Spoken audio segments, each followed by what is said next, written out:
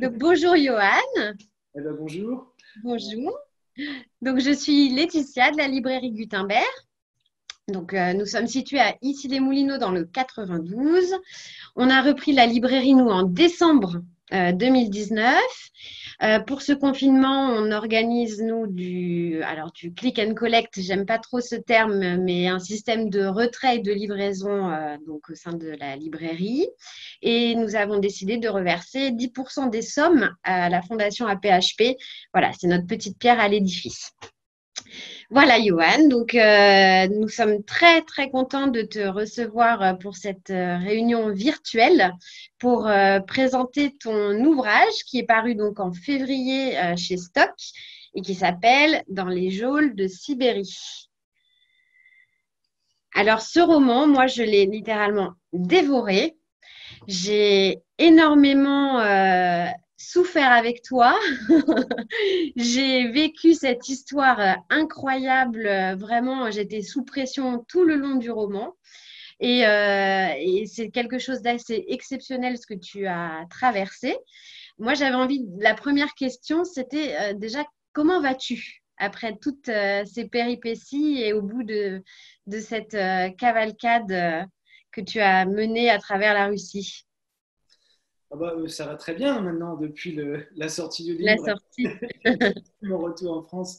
Alors, c'est juste que moi, je suis dans cette situation un peu bizarre aussi. Je commençais, disons, à sortir de mon isolement de l'écriture. Parce que, alors, donc, j'ai vécu ce que j'ai raconté dans ce livre, hein, donc la prison en Sibérie, puis des fuites successives, et puis des moments où j'étais tenu au secret, notamment pendant plus d'un an dans une ambassade. Donc, c'était un confinement. Une sorte C'est de... ça. Et puis, je me suis moi-même un petit peu retiré du monde pour écrire ce livre. En fait, je suis rentré en France libre, mais avec cette idée qu'il fallait de toute façon que j'écrive maintenant, que j'en fasse un livre. Donc, je me suis moi-même un peu isolé. Et puis là, le livre sortait en février. C'était le moment où je sortais de ma cellule monastique d'écrivain, voilà, et où j'allais rencontrer les lecteurs. Ça avait commencé un tout petit peu. Enfin, il y a eu on a, j'ai eu de la chance, on a beaucoup parlé du livre. En fait, il y a eu une belle Oui, couverture médiatique. Mais pour ce qui est des rencontres avec les lecteurs, ce qui m'intéressait, moi, eh ben, ça a commencé tout juste. Alors, il y avait le festival le Atlantide à Nantes, le festival des littératures, oui. auquel j'ai participé. Et puis ensuite, confinement. Donc, je devais aller D'accord. dans les librairies. J'aurais certainement fini par arriver à la librairie Gutenberg, Bah, évidemment. j'espère bien. Euh, et je n'ai pas pu y aller. Et voilà mon destin de confiné qui recommence. Voilà. Oui, c'est vrai, c'est Mais vrai. alors, évidemment, c'est pas du tout dans les mêmes circonstances que Circonstances. précédemment, hein. Dans ce que je raconte dans le livre, ma vie était en jeu à un moment. Là, évidemment, non, c'est un confinement beaucoup plus agréable. J'habite à Douarnenez, moi, donc au bord de la mer, et je suis plutôt un confiné privilégié. D'accord. Donc, tout va bien depuis la sortie du Tout livre. va bien, tout va mieux. Oui, on peut dire Bon. ça. Alors, pour retracer brièvement ton parcours, alors que tu es directeur de l'Alliance française à Irkutsk, je ne sais pas si je prononce bien, Irkoutsk. Irkoutsk, en Sibérie orientale, tu vois un jour, un matin débarquer deux agents cagoulés qui vont t'emmener de force devant ta petite fille et t'emmener tu ne sais pas encore où, ni pour quelle raison. Comment tu vis cette première séquestration, entre guillemets? Est-ce que tu t'imagines ce qu'il t'attend? Oui, alors c'est ce que je. Oui, c'est à peu près le début du livre, ça, en effet. Donc, ben non, j'essaie de raconter dans le livre cette sensation de, en effet, être arrêté par des hommes cagoulés qui sont en civil, en noir, et en effet, ils m'arrêtent devant ma fille et ma femme à l'époque qui revient aussi d'Europe. Ouais. Euh, donc, non, je sais absolument pas qui sont ces hommes, ce qu'ils veulent, et surtout, ils ne me disent pas ce qu'ils veulent et qui ils sont.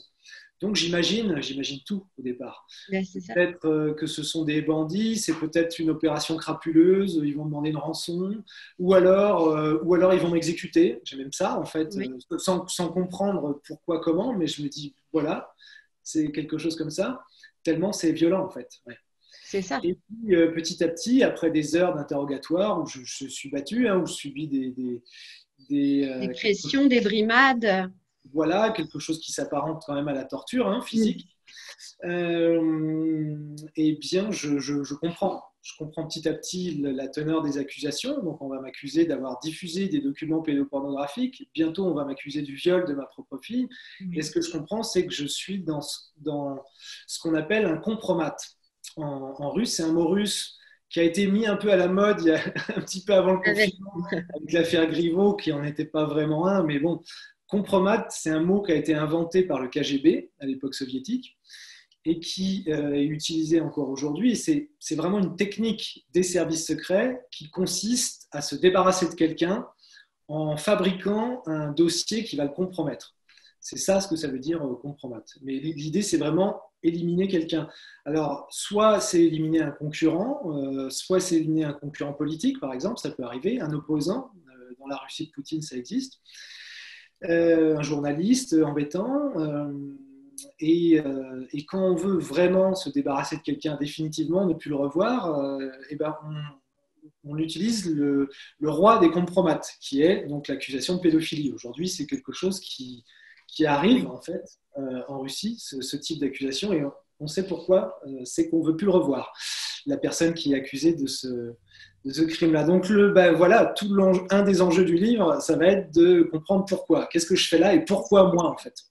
Et voilà. Est-ce que toi, il te parle en russe? Est-ce que tu comprends le russe couramment? Est-ce que tu le parles aussi? Oui, évidemment, il me parle russe. Oui. Je comprends le russe. Je n'ai pas un niveau très, très élevé de russe, mais suffisamment pour comprendre et pour comprendre ce qui se passe. Ouais. Je vais perfectionner mon niveau linguistique russe en prison. Quand je l'aurai, là, ce sera vraiment un bain linguistique. Ben oui, c'est sûr. Et alors, moi, ce qui me vient à l'esprit, en fait, dans ton livre, dans les pages 70 à peu près, tu nous dis, c'est ce que j'étais venue chercher, un autre monde où tout semblait possible. Oui. Pourquoi ce départ en Sibérie? Moi, je me dis, si j'ai envie de changer, je vais aller au soleil, je vais... Qu'est-ce qui t'a poussé à partir en Sibérie orientale? Ouais, parce que alors il faut préciser quand même, quand je dis c'est ce que j'étais venu chercher, évidemment, c'était pas la prison. Là, oui, je le dis pour ceux qui nous écoutent. Là, on est dans les passages du livre où je parle de mon amour de la Russie et en effet, comment je suis arrivé là, au bord du lac Baïkal. Eh ben, ouais, pour répondre à ta question, je sais pas, c'est le tropisme de l'Est. J'ai lu la littérature russe très tôt, mais je sais pas si c'est... Comme beaucoup, en fait, je pense que quand on est adolescent, qu'on commence à lire et à s'intéresser à la lecture, à lire beaucoup, je crois qu'en France, on tombe assez vite sur des Dostoïevski, Tolstoï, Tchekhov. Donc moi, je suis tombé là-dessus, je pense, comme les lecteurs qui commencent à vouloir ingurgiter beaucoup de choses.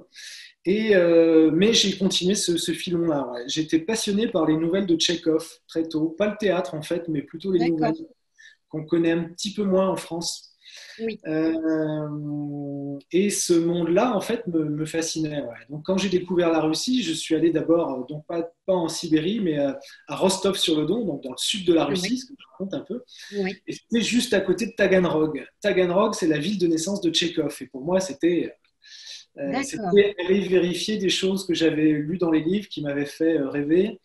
Je raconte un petit peu aussi, souvent on veut me faire dire que ce que j'étais allé chercher à Irkoutsk, c'était Michel Strogoff. Parce que les lecteurs de Michel Strogoff se rappellent peut-être que le courrier du Tsar, donc Michel Strogoff, fait le trajet de Moscou jusqu'à Irkoutsk pour aller sauver le Tsar. Alors moi, en quelque sorte, en m'échappant, j'ai fait le trajet inverse. C'est du Michel Strogoff inversé. Je suis pour retourner, pour m'enfuir jusqu'à Moscou, puis ensuite traverser là. Mais alors, oui, non, j'avais pas la mythologie Michel Strogoff en tête, pas du tout. Oui. Mais par contre, il y a un livre quand même, ça fait moins grand aventurier, mais ce que je lisais quand j'étais enfant, c'était plutôt La Comtesse de Ségur. Et il y a un livre dont je parle un petit peu rapidement, c'est le général Dourakine. Alors, La Comtesse de Ségur, qui est née Rostopchina, donc c'est une Russe. Et dans ce livre, le général Dourakine, elle parle de la Russie. Et au moment d'écrire le livre, j'étais en train de penser à ce livre en repensant en fait la question que tu es en train de me poser là. Pourquoi la Russie? Et en cherchant Oui. au plus profond, une de mes premières lectures, en effet, c'est ça, le général Dourakine, quand j'ai su lire dans la bibliothèque rose. Et ça parlait, c'est comme ça que j'ai découvert la Russie, en fait. À sans doute 7 ans, 7-8 ans, j'ai lu le général Dourakine qui parlait de la Russie.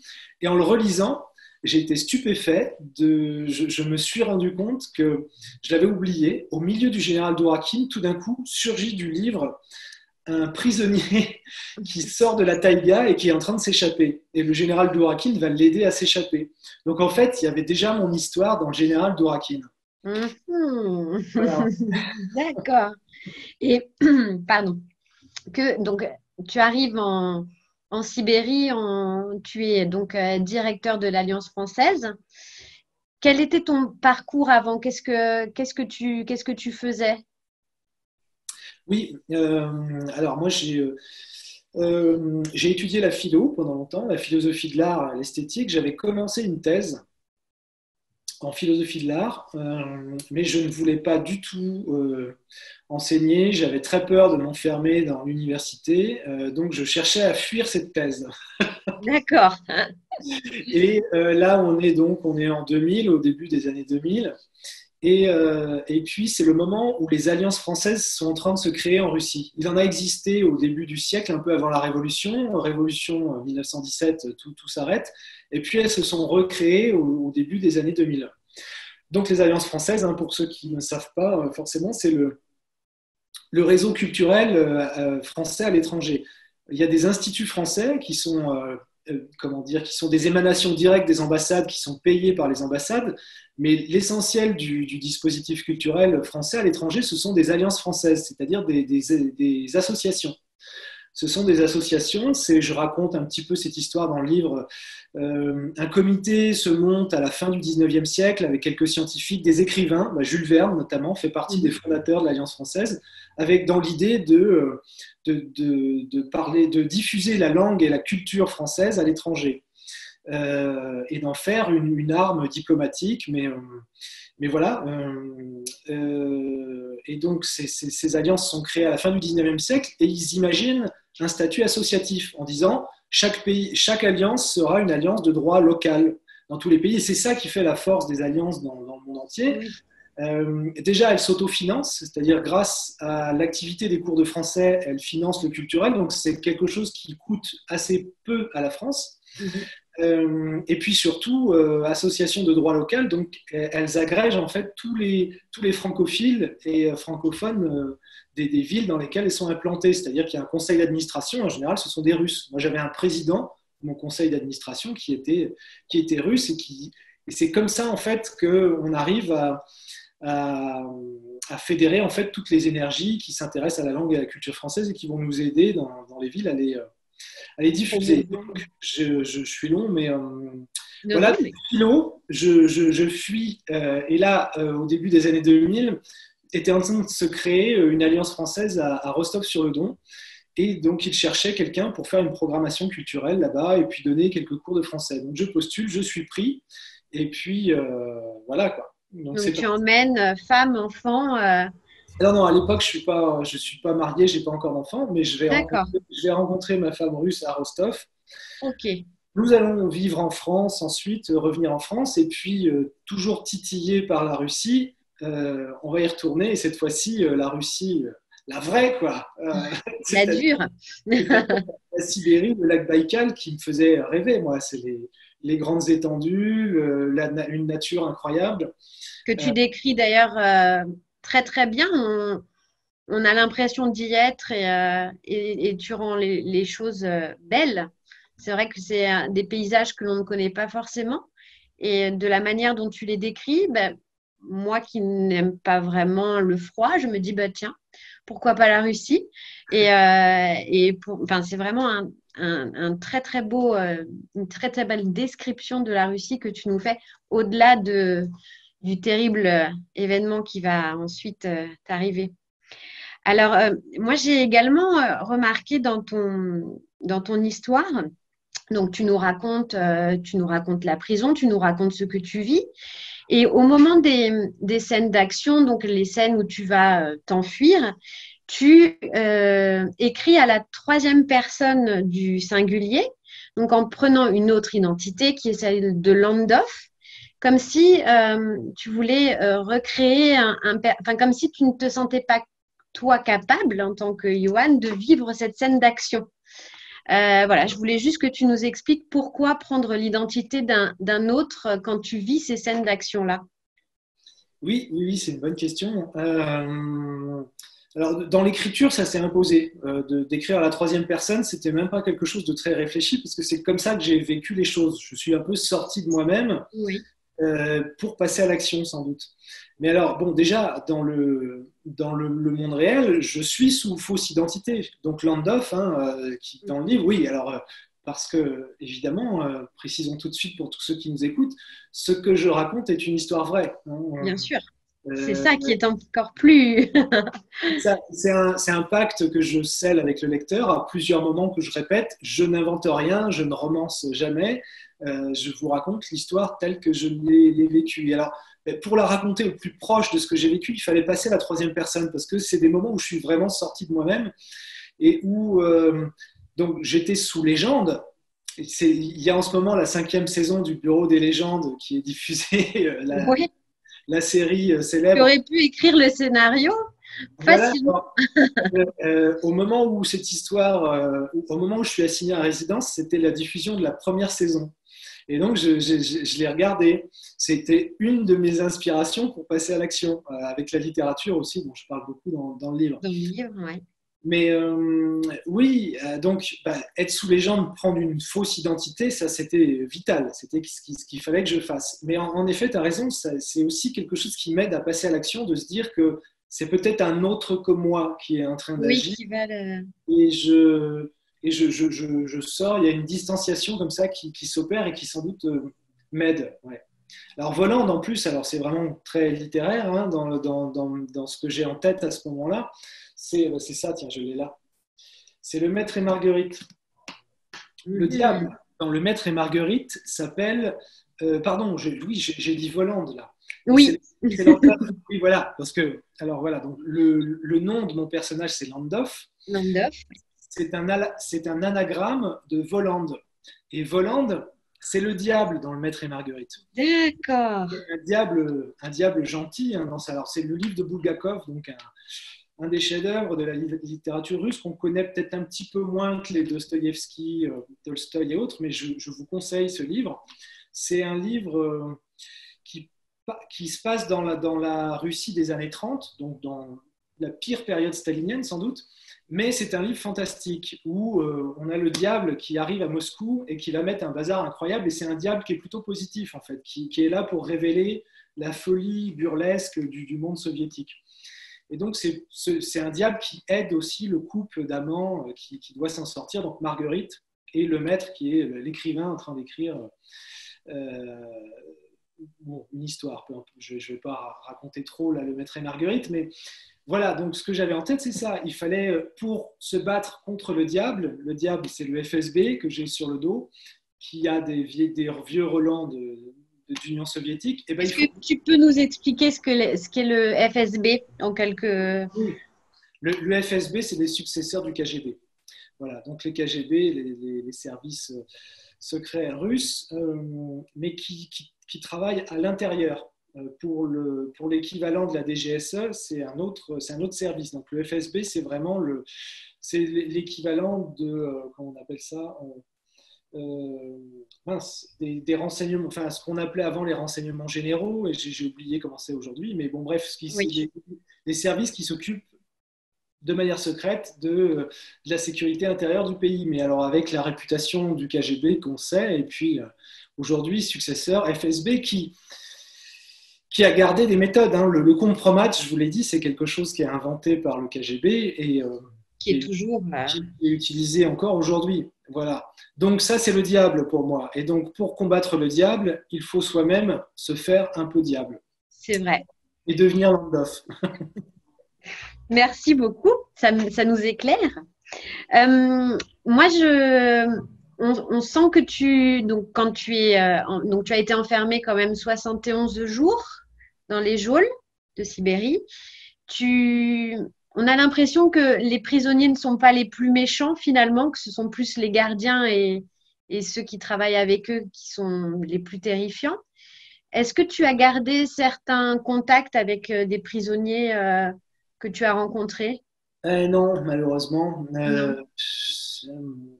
Alors, pour plusieurs raisons, c'est que c'est des passages vraiment importants pour moi. Hein. Oui, En effet, c'est bien d'en parler. J'ai passé du temps. C'était important pour moi de dresser les portraits de ces gens avec qui j'ai vécu bien sûr. pendant finalement un temps assez court, mais ce que je raconte où des choses fortes se passent évidemment dans ces circonstances-là. Donc les violences viennent en effet principalement des gardiens. Alors je fais pas non plus des portraits uniquement angéliques. Hein. Il y a des prisonniers qui sont mes aides et mes alliés, et puis il y en a d'autres qui sont dangereux pour moi et qui pourraient l'être. Hein. J'essaie de montrer un peu les deux. Les deux facettes. Mais non, je n'ai gardé aucun contact. Alors, parce que en fait, je suis sorti de prison et puis après, j'étais assigné à résidence pendant un an.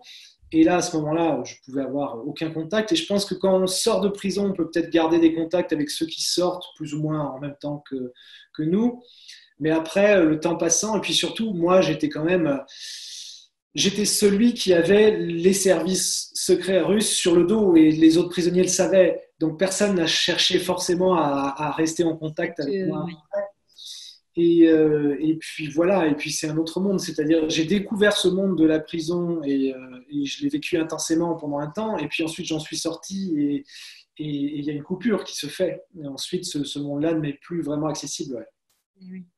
Alors, il y a un autre personnage qui est important aussi dans ton roman, c'est ton chat, Behemoth. Oui, Voilà, donc je ne raconterai pas tout, mais qui sort du Maître et Marguerite puisque c'est le chat du diable aussi. Vous c'est voyez, le chat du diable, effectivement. suis à Bulgakov. Donc, il t'accompagne pendant toute ton épopée. Est-ce que tu vois encore Behemoth sur ton épaule quelquefois? Mais tu ne le vois pas, il est là. Mais voilà, mais toi, est-ce que tu le vois? Mais oui. Alors, Behemoth, donc c'est en effet un personnage du Maître et Marguerite, mais j'ai vraiment eu un chat qui s'appelait Behemoth, parce que j'avais un gros chat noir et on l'avait nommé Behemoth parce que j'avais une passion pour ce livre de Bulgakov dont je viens de parler, et Marguerite, ma femme aussi. Alors, le Maître et Marguerite, elle s'appelle Margot Marguerite dans le livre. Oui, c'est ce que tu C'est un expliques aussi. surnom. C'est un surnom, mais c'est vraiment un surnom que je lui donnais aussi. Hein. Donc tout ça est vrai en fait. C'est que quand la littérature se mêle à la vie, Et oui. eh bien c'est tout aussi réel que ce qu'on vit. Voilà. Donc j'avais un chat qui s'appelait Behemoth et il est mort dans les circonstances tragiques que je raconte. Et il m'arrive en effet de converser avec lui ou de m'imaginer qu'il me conseille. C'est un peu la voix sarcastique sur l'épaule gauche qui se moque un peu de moi. Alors, je le vois pas tout à fait réellement, mais c'est ces moments en fait où quand on est isolé, qu'on a quelque chose à faire et qu'on essaye justement de ne pas devenir fou, et ben on peut dialoguer un peu avec soi-même ou avec un personnage. Comment dire, je suis pas complètement fou, quoi. Hein. Je vis pas réellement avec un chat. Je me Euh, doute.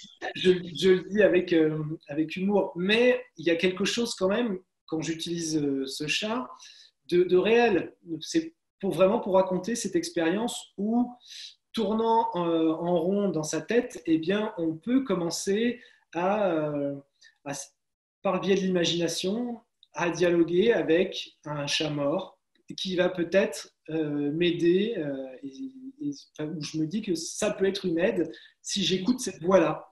Je sais bien que c'est ma voix à moi, mais voilà, bon, c'est comme ça que je fonctionne et comme ça que je m'en suis sorti. Est-ce que tu penses que tu aurais pu écrire ce roman si tu ne l'avais pas vécu? Oh, alors là, ça c'est une sacrée question. Euh, peut-être, peut-être après tout. Ouais. Peut-être. On n'a pas besoin forcément de vivre les choses pour les écrire, en tout cas. Ça. euh, mais évidemment, je ne l'aurais pas écrit de la même manière parce que une de mes ce leitmotiv que je répète, je n'invente rien, je ne romance jamais, c'est justement pour dire voilà, je vais vous donner mon expérience et je vais essayer d'aller au fond de cette expérience. Donc, peut-être que j'aurais pu raconter quelque chose comme ça, mais sûrement pas ça vraiment. Oui. Parce que je crois que l'intérêt pour le lecteur de ce livre, c'est en effet ce que tu racontais un peu au début, c'est que j'essaye d'embarquer le lecteur avec moi dans une histoire vraie et réelle. Et quand je dresse les portraits de ces prisonniers, ils sont réels, ils existent quelque part, même si je n'ai plus de contact avec eux, même si c'est compliqué en fait, hein, parce que j'ai écrit par exemple ces portraits de prisonniers en pensant très fort à eux et pour eux. À un moment, je le dis même, je m'adresse à l'un d'eux en disant, voilà, tu voulais que je raconte ton histoire, eh bien, je l'ai écrit, Adam, le colérique, c'est son nom. C'est vrai. Et pourtant, je suis à peu près persuadé que jamais il ne lira ce livre, même s'il est traduit en russe, parce que ces gens-là n'ont pas accès à l'écrit ou très peu, et que là, je suis dans un autre monde. Mais je pense que c'est quand même un moteur de la littérature d'écrire pour quelqu'un pour des gens qui me sont proches et qui ne peuvent pas me lire en fait. C'est assez paradoxal, c'est un peu fou, mais il y a quelque chose comme ça. Parler pour, peut-être dans les deux sens. Parler pour eux, pas à leur place, hein, mais pour eux, pour qu'ils existent, mais justement sans que eux puissent accéder à ce texte. Et Voilà. justement, tu écris beaucoup en prison sur tes petits cahiers verts opalines. Est-ce que tu as pu les ramener? Ah, ah bah Ils sont voilà. là, je les ai, je les Donc ai tu as pris. pu les ramener. Tu vois, alors voilà, donc c'est vraiment pas épais, hein, mais Ah oui. j'en ai tout un tas là, je sais pas si on voit. Voilà. Oui, oui, je les ai sauvés en fait. C'est ma sœur en fait dont je parle dans le livre et Oui, dont tu parles mon beaucoup. père qui les avait ramenés. Je les ai sortis de la prison, ouais, et tu vois, ça c'est le premier que j'ai écrit. Je le raconte un petit peu, mais rapidement à la fin du livre en disant que le titre Dans les geôles de Sibérie m'est venu un peu comme une blague, comme ça, pour quelque chose que j'ai eu en tête très vite, et je l'ai écrit sur le petit cahier que je tenais en prison. Et voilà le premier, tu vois. Donc le titre du livre existait déjà. Génial. Avec, tu vois, ça c'est des cahiers d'écoliers en fait. C'est écrit ici, cahier, mais c'est des cahiers qui servent vraiment à l'école, tu vois. C'est écrit classe, là en russe. La classe, le nom de l'école, le nom de l'écolier et le nom de l'école. Donc, c'est vraiment des petits cahiers d'écoliers Génial. je pense, Quel n'ont pas souvenir. pas changé depuis l'Union soviétique. C'est vraiment ces trucs qui sont fabriqués en Russie. Ouais. Je crois qu'il ne nous reste plus beaucoup de temps, malheureusement. Juste savoir si pendant ce confinement, tu nous as préparé un deuxième roman. J'y pense. Ah, J'y pense plus que je n'y travaille. d'accord. C'est déjà une bonne chose. Alors, le truc, c'est qu'il y a une telle agitation en ce moment, paradoxalement, c'est-à-dire c'est à la fois très calme et très agité, mais c'est très agité dans les cerveaux, ou dans le en tout cas, et je suis préoccupé par beaucoup de choses, mais pas, j'ai pas un degré de concentration suffisant aujourd'hui pour écrire, Pour pour écrire. me lancer dans un projet, mais je sens monter en moi des désirs contradictoires. Euh, il y a une chose que j'aimerais écrire, c'est une histoire que je n'ai pas pu raconter, une histoire vraie encore. J'aimerais écrire le portrait et la vie de quelqu'un, mais qui ne pouvait pas tenir dans ce livre, parce que qui demanderait à être développé.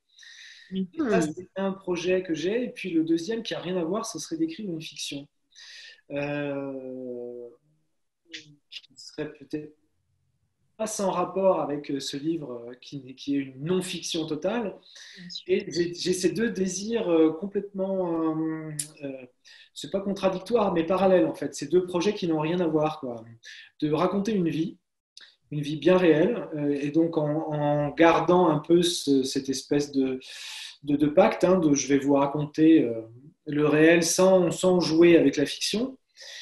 Et puis l'opposé, en fait, de faire une vraie fiction et de jouer complètement avec la fiction, parce que, bon, tu l'as compris aussi, j'ai un côté un peu joueur dans ma manière de raconter aussi, et donc la fiction pourrait m'aller aussi, voilà. Donc Bah, écoute, oui.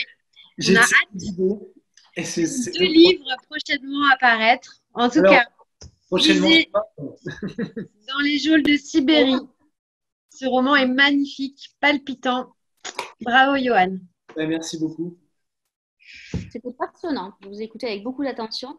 J'ai juste un petit message pour toi, Johan, d'une librairie qui est à Jérusalem, qui nous regarde en ce moment et qui te fait dire qu'elle cartonne avec ton livre. Donc, tu vois, tu es même lu loin, loin, loin, loin, loin. Ah ben c'est génial. Ah Voilà. ben alors, pour la librairie de Jérusalem, d'ailleurs, faudrait que je dise une chose. Est-ce que je l'ai là? Je ne sais plus si... Non, je ne l'ai pas gardé à côté de moi.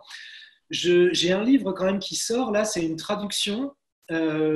C'est un poète que j'ai traduit en prison. J'en parle un petit peu dans le livre. J'ai découvert un poète qui s'appelle Igor Guberman, donc poète né dans la Russie soviétique et qui aujourd'hui habite à Jérusalem. Et donc il est traduit en hébreu, et donc c'est un poète juif, alors russe, de langue russe, qui lui se considère comme juif aujourd'hui aussi. Aujourd'hui, alors bon, ce serait long à expliquer dans la Russie soviétique, puis dans l'idée russe aussi, juif, ça peut être en fait une nationalité ou une citoyenneté, et pas seulement une religion. Donc lui, il se vit comme poète de langue russe, de nationalité russe et de citoyenneté juive, en fait. Bon, dans la Russie soviétique, il se considérait comme ça. Bref, il a vécu la prison, il vit aujourd'hui à Jérusalem, et je sors bientôt une traduction de ses poèmes. Donc, amical salut aux amis de Jérusalem. Donc, j'ai eu des petites questions pour toi. Donc, la première, c'est toi qui as vécu un enfermement drastique. Comment vis-tu le confinement qu'on nous impose actuellement? Alors, c'est deux choses complètement différentes, mais la personne voudrait savoir s'il y a des similitudes. Bon, évidemment, c'était beaucoup plus compliqué en Russie que là en France, mais voilà, cette histoire d'enfermement, qu'est-ce que ça représente pour toi? Ouais.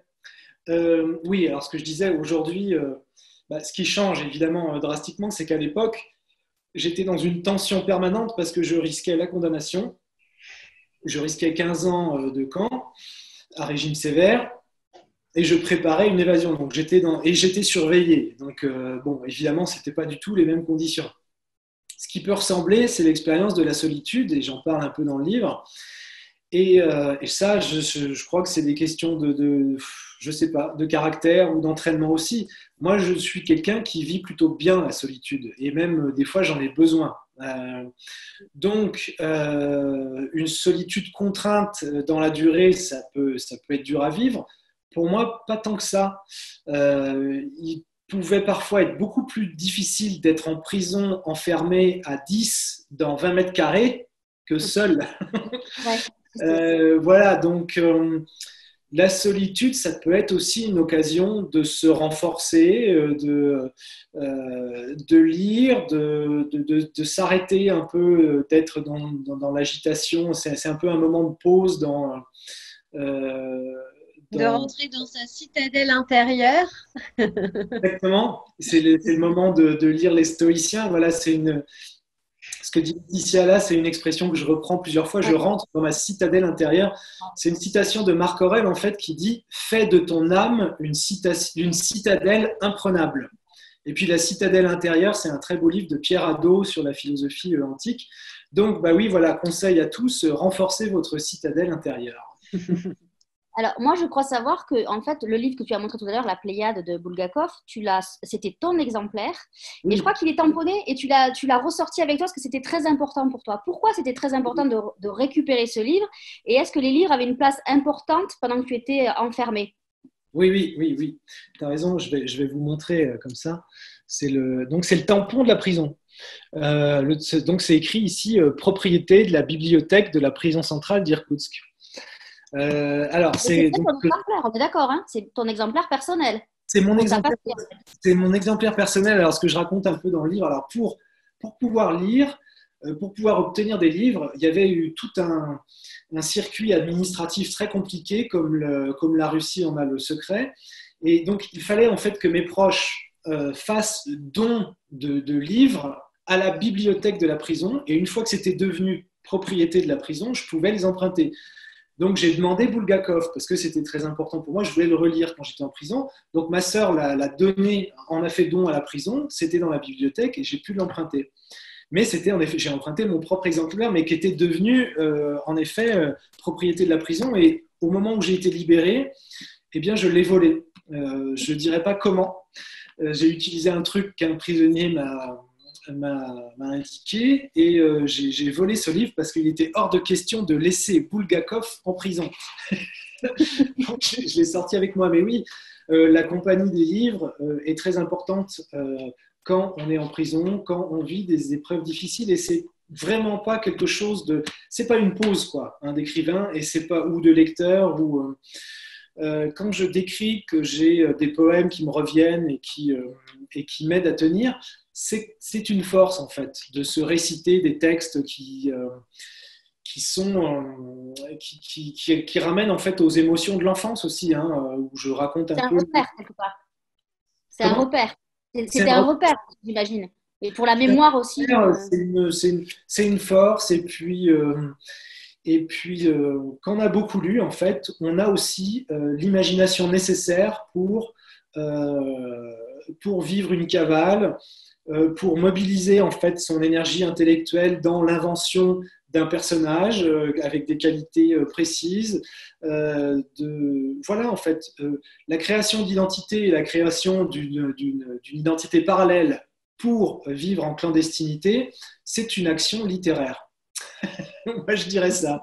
Je cite Nabokov à la fin en disant, dans un entretien, il a dit comme ça, il y a une qualité qui rapproche l'espion de l'écrivain, c'est le sens de l'observation.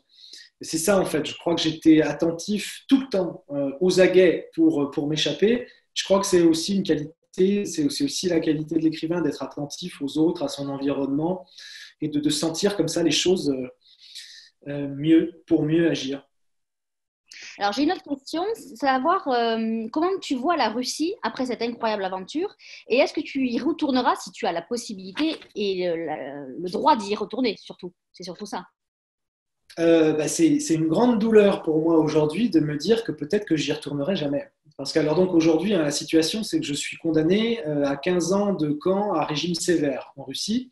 En plus, j'ai franchi la frontière illégalement, donc il pourrait s'ajouter une peine supplémentaire. Donc, ça serait évidemment une folie pour moi d'y retourner. Aujourd'hui, je serais arrêté immédiatement. Alors, si la peine tombait, si la Russie se transformait, que Poutine sortait du jeu, et bon, dans un monde rêvé, évidemment que j'adorerais y retourner, parce que j'ai été heureux en Russie, hein, c'est ce que je raconte aussi dans ce livre. Ouais. J'ai rencontré des gens incroyables. Je m'en suis sorti grâce à des amis russes aussi, hein, c'est ce que je dis. Je m'en suis sorti grâce à mes amis, les écrivains russes, ceux qui sont morts, mais aussi à des amis bien réels, de chair et d'os, et des amis aussi d'ailleurs, parce qu'il y a beaucoup de femmes qui m'ont aidé dans cette histoire, qui ont pris des risques pour moi. Donc oui, j'y retournerai si je le pouvais. Mais aujourd'hui, je suis plutôt dans la situation du nostalgique qui se dit que peut-être qu'il ne reverra jamais ni la beauté du Baïkal, ni la taïga et ses forêts incroyables, ni Saint-Pétersbourg, ni la beauté des villes du sud, ni Piatigorsk, la patrie de Lermontov, qui est un poète que j'aime beaucoup aussi. Voilà. Alors, j'ai un petit message pour toi parce qu'on me dit qu'il y a Frédéric de Guelt a été en lien avec quelqu'un. Je ne sais pas si tu m'entends bien là ou pas? Oui, ouais, je t'entends bien. Qui a été en lien avec quelqu'un qui a essayé de t'aider, qui travaillait au Conseil de l'Europe, mais malheureusement qui n'a plus rien faire. Et ça lui fait tout drôle maintenant de te voir dans les médias et de voir ton livre. Donc voilà, on voulait te passer le message, mais tu pourras en parler avec Frédéric plus exactement. Mais en tout cas, elle te suit et voilà. Donc ça, c'était la D'accord. parenthèse. Je pense que je vois qui c'est. J'ai une autre question. Est-ce que tu lis en français ou en russe? Ah non, alors moi je lis en français. J'ai un rapport à la langue russe qui est quand même pas très étroit et très facile. Alors j'ai traduit un poète russe, mais avec une amie russe qui m'a aidé à ne pas tomber dans les contresens et qui a vérifié. Voilà, donc pour traduire par exemple un poète russe, j'ai besoin de travailler avec quelqu'un de russe. Donc, je lis un tout petit peu en russe, mais je lis plutôt en bilingue, quoi.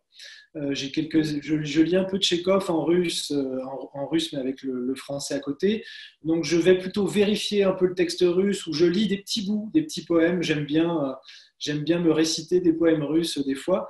Donc, j'ai un rapport à la langue russe. Je lis un petit peu en russe, mais pas beaucoup, hein. Je suis quand même dans la langue française principalement.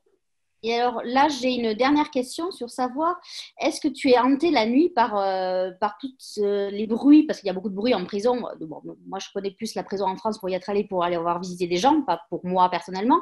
Est-ce que tu as encore des traumatismes là, encore? Est-ce que ça te hante? Ou tu es passé à autre chose? Je pense qu'on n'oublie pas cette expérience-là. Est-ce que tu es encore bien marqué par ça? Oui, alors c'est sûr que ça m'a marqué, ça m'a transformé, et ça, c'est en moi maintenant. Mais c'est plutôt quelque chose que j'ai accepté, je pense. Donc, je ne suis pas forcément hanté, non.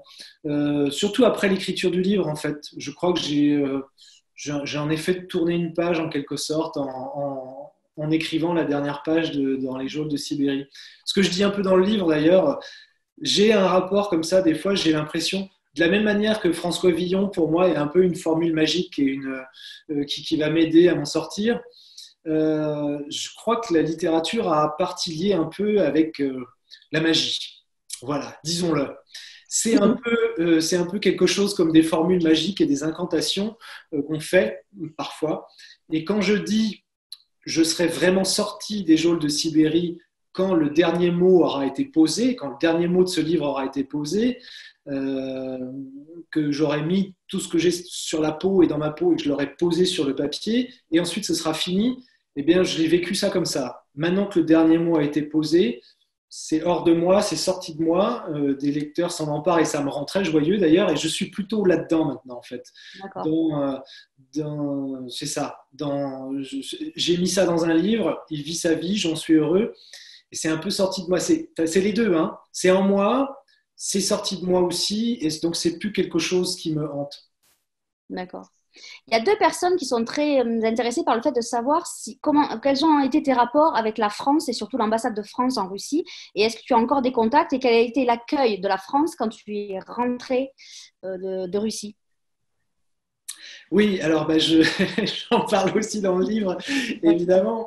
Ça a été l'occasion pour moi d'écrire quelques passages satiriques sur les petits fonctionnaires de l'ambassade et sur ces mœurs courtisanes, parce que c'est ça que je décris. Voilà, donc du côté de l'ambassade, j'avais quelques alliés, des alliés de l'ombre, mais ceux qui étaient vraiment en charge et qui avaient le pouvoir, donc le ministre, l'ambassadeur, j'en fais pas des portraits très élogieux parce que ils ont été principalement impuissants, aveugles, et puis une fois qu'ils avaient échoué, ils ont principalement tenté de protéger leur carrière. Voilà. Donc c'est ça que je raconte. Donc une fois rentré en France, tout lien a été coupé. Le jour de ma rentrée en France, j'ai vu le directeur de cabinet du ministre qui a essayé comme ça, sans trop, comment dire, à mots couverts, qui m'a conseillé de plutôt pas parler. Enfin, vous voyez, ce sorte de conseils amicaux. Bon, j'ai parlé, j'ai dit ce que j'avais à dire. Voilà, les diplomates sont surtout gênés aujourd'hui, je crois, hein. Ils essayent de garder le silence, de ne pas trop parler. Alors en plus, alors nouvelle qu'on peut ajouter, juste avant le confinement, là, j'avais demandé en fait à être protégé par une loi qui s'appelle la protection fonctionnelle. Je travaillais pour la France à ce moment-là, j'ai été attaqué dans le cadre de mes fonctions, donc je pouvais être protégé, c'est-à-dire que tous mes frais d'avocat, par exemple, pouvaient être pris en charge, et puis je pouvais bénéficier de cette loi protectrice et bénéficier aussi comment on appelle ça, d'indemnisation des préjudices. Quand bien même la France ne serait pas directement responsable, il y a une loi qui protège en fait les fonctionnaires qui sont attaqués dans le cadre de leur fonction. Je n'étais pas fonctionnaire titulaire, hein, mais j'avais un contrat pour 3 ans, donc je pouvais être protégé. Et donc la réaction des diplomates, lorsque j'ai demandé ça, ça a été de refuser en bloc et de se draper, de se masquer, de masquer en fait la vérité en disant c'était une affaire privée, cette affaire-là, et pas du tout une affaire politique. Alors même qu'il y a eu des négociations au plus haut niveau, que j'ai été qu'il y avait un projet d'exfiltration par la DGSE, je le raconte dans le livre, et qu'il y a eu des discussions entre Poutine et Hollande, puis Poutine et Macron, et tout ça, en fait, il existe des mails et des preuves que j'ai présentées. Donc ça peut pas être discutable. Mais il se drapait devant ce truc, c'est une affaire privée. La justice a tranché il y a 15 jours et m'a accordé la protection fonctionnelle. Donc là, c'est vraiment, donc pour la diplomatie française, c'est un espèce de désaveu supplémentaire. Hein. Ce qu'a dit la justice il y a 15 jours, c'est que je pouvais être protégé et surtout, il y a des fonctionnaires dans cette histoire qui ont failli. Et c'est ce qu'a dit la justice française. Voilà, donc évidemment, je ne suis pas très aimé dans les cercles diplomatiques. Ouais, mais maintenant, tu es aimé par les lecteurs, c'est le principal. Voilà. J'ai envie de dire. Ça ne change pas la face du monde, mais c'est déjà pas mal. Moi, je n'ai plus de questions, mais est-ce que Laetitia, ça serait bien que tu poses la dernière question, peut-être, si tu en as une. Une petite question piège de libraire, non? La question piège. Moi, j'avais envie de savoir quelle était ta pire lecture de confinement. Oh ma pire lecture de confinement. Ah, mais je ne savais pas qu'il y avait des questions pièges comme ça. Ah, mais si, on s'amuse un peu quand même. Ok, bon, ben non, mais alors, pour répondre à ces questions, c'est assez drôle parce que au milieu du livre, là, je dresse la liste des livres qu'on m'a transmis en prison. Donc, il y avait des livres que j'avais demandés. Il y avait Bulgakov, il y avait Les Fables de La Fontaine, il y avait une biographie de Voltaire, donc des livres que j'ai adoré lire en prison. Et puis, il y avait donc la responsable des Alliances françaises qui me dépose des livres. Et dans la liste, il y avait un livre de Anna Gavalda. Oh, c'est pas gentil, ça. C'est méchant, hein. Alors, attendez, je ne l'ai pas mis finalement dans le livre parce que je n'avais pas envie de... mais non, alors, j'ai rien contre Anna Gavalda, mais dans la liste, j'ai commencé à lire ça. Et quand on est en prison et qu'on commence à dire ça, j'aime pas trop l'écriture, mais c'est même pas la question en fait. C'est que c'était un univers qui était tellement en décalage avec ce que je vivais et que en fait, ça m'a plongé dans une espèce d'angoisse. Mais vraiment. Oh. Et alors, je crois que je dois être la seule personne qui a vécu une angoisse en lisant Anna Gavalda. Mais on lui dira. Mais je suis désolé, Anna Gavalda, mais au bout de 10 pages de c'était quoi? Ensemble, c'est tout, je crois. Ça doit être mais ça. vous avez raté votre rendez-vous, je pense. Je pense que tu as raté ton rendez-vous avec elle. Voilà, c'est ça. Bon, désolé. Voilà, c'est ma réponse. Tu as le droit, c'est ton droit, c'est ton choix, et en plus tu l'assumes. Donc, et c'est filmé, donc c'est bien. C'est tout. Ça, c'est un compromat. Ça. Vous avez utilisé ça pour me compromettre auprès d'Anna Gavalda? Absolument pas. Non, les libraires ne sont pas comme ça. En tout cas, moi je te remercie beaucoup pour cet entretien parce que c'était passionnant. J'encourage vivement les gens qui ne t'ont pas lu à te lire parce que vraiment, moi j'ai adoré aussi. Je suis comme Laetitia, je partage son point de vue. C'est vraiment passionnant et fascinant. Merci à toi, Laetitia, d'avoir mené de main de maître. Merci à vous, merci à Johan, merci à toi, Nathalie, à Frédéric, d'avoir pu nous permettre cette rencontre virtuelle. Ouais, merci beaucoup. Donc, je rappelle. Pardon, excuse-moi, je t'ai coupé. Vas-y. Non, vas-y, non, mais je ne vais pas en rajouter, mais voilà, c'était très agréable et ce que je racontais un peu au début, là, moi qui n'ai pas pu rencontrer les lecteurs et aller à la rencontre des libraires, bah, c'est une belle manière de le faire en confinement et bravo pour cette initiative. Merci. Et je t'invite très prochainement à venir, Johan, tu seras le bienvenu. Rendez-vous est pris. Ça marche. En tout cas, je vous rappelle que le livre de Johan Dans les geôles de Sibérie est sorti chez Stock. Il est en vente sur les sites marchands des libraires et surtout chez les libraires qui font click and collect. Et vous avez toutes les informations sur le site je soutiens ma librairie.com. C'est très important. Bah, écoutez, je vous souhaite une bonne fin de journée. Je vous dis à bientôt et puis bon courage à tous les deux. Merci. Ciao, ciao. Merci. Salut, à bientôt. Merci, à bientôt.